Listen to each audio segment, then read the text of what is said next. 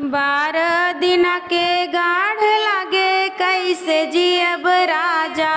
12 दिन के गाढ़ लागे कैसे जियब राजा। 12 दिन के गाढ़ लागे कैसे जियब राजा।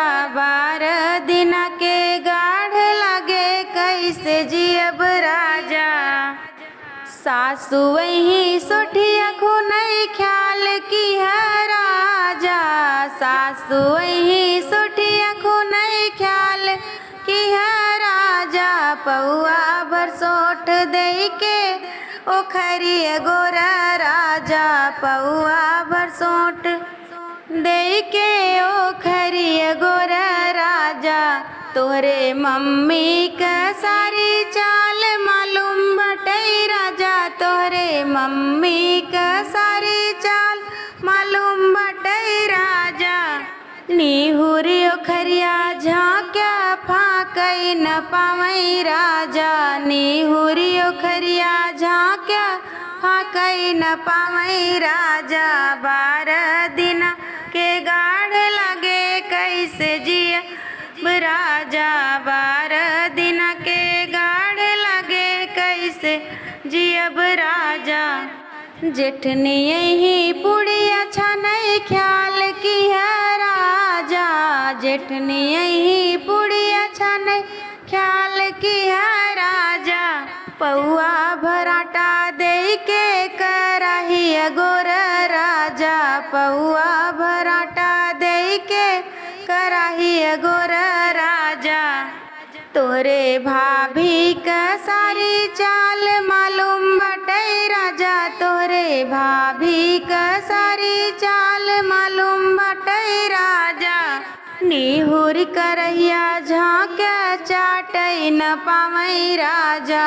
निहुर करहिया झाँक्या चाटई न पावई राजा।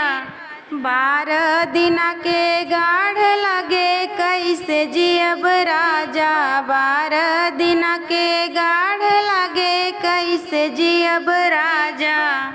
ननदी यही सौरी पोतई ख्याल की है राजा।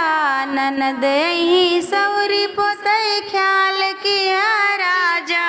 पैरों से बटुआ धई के बहाना की है राजा। पैरों से बटुआ धई के बहाना की है राजा।